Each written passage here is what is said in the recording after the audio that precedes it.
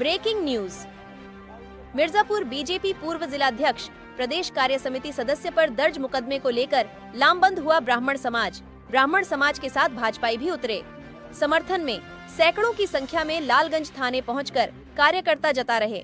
विरोध, कार्यकर्ताओं की मांग तत्काल रद्द की जाए एफआईआर। मानमनौवल में जुटी पुलिस जांच के आधार पर उचित कार्यवाही का दिया भरोसा। एफआईआर जो है हुआ है और उनके साथ उनके सहयोगियों पर भी एफआईआर हुआ है, क्या कहेंगे इस प्रकरण में? ये पूरी तरीके से अन्याय है। पुलिस की ये गंभीर गर्दी है और बालेंदु जी हमारे एक सम्मानित व्यक्ति हैं, राजनीतिक व्यक्ति हैं। उनके खिलाफ ऐसा करना ये हम लोगों के लिए बड़ी शर्मिंदगी की बात है और ये पुलिस प्रशासन की अंधेर गर्दी है। क्या लग रहा है किसका हाथ है इसमें? अब हाथ तो अभी हम किसी को नहीं कह सकते, लेकिन यह जरूर है कि दिमाग में हम लोग भी लगा रहे हैं कि कहीं न कहीं कोई न कोई पीछे होगा, क्योंकि सामान्यतः हम भी मानते हैं कि पुलिस इस प्रकार के मामले में बिना किसी बहुत अतिरिक्त प्रेशर के जायज एफआईआर तो करने में पसीने छूट जाते हैं।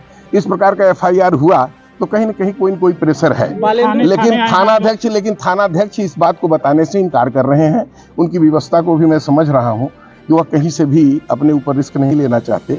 आगे देखा जाएगा जो परिस्थिति होगी। कह रहे हैं कि राजनीतिक षड्यंत्र जो है उनके खिलाफ खेला जा रहा है और पूरी साजिशन जो है ये सारी चीजें संभव है। राजनीतिक व्यक्ति के खिलाफ अगर कोई साजिश हो रही है तो उसके पीछे राजनीतिक ही षड्यंत्र है। बालेंदु जी कोई ठेकेदार है नहीं, बालेंदु जी कोई माफिया है नहीं, बालेंदु जी कोई गुंडा है नहीं, उनका कोई प्रतिद्वंदी कोई प्रतिस्पर्धी है। हाँ, बालेंदु जी एक राजनीतिक व्यक्ति हैं और राजनीतिक व्यक्ति होने के नाते बालेंदु जी का प्रतिद्वंदी कोई न कोई राजनीतिक ही होगा, तो संभव है, इससे इनकार नहीं किया जा सकता।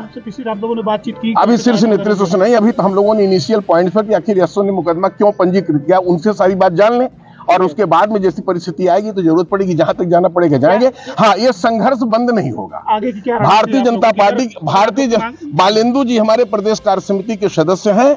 बालेंदु जी की बात नहीं, हम एक साधारण कार्यकर्ता की भी बात मैं कहना चाहता हूं कि अगर भारतीय जनता पार्टी के किसी कार्यकर्ता को नाजायज तरीके से परेशान किया गया, उसके खिलाफ कोई उत्पीड़न की कार्रवाई की गई, तो भारतीय जनता पार्टी के हम सब ये पूर्व जिला अध्यक्ष जो यहाँ पर सब आए हुए हैं, सब लोग मिल करके संघर्ष क्या कहा? यशो साहब ने क्या आपको बताया? यशो साहब ने कहा कि हम जांच कर रहे हैं। प्रथम दृष्टया जांच में हमको यह सब मामला जो है साजिश ही लगती है।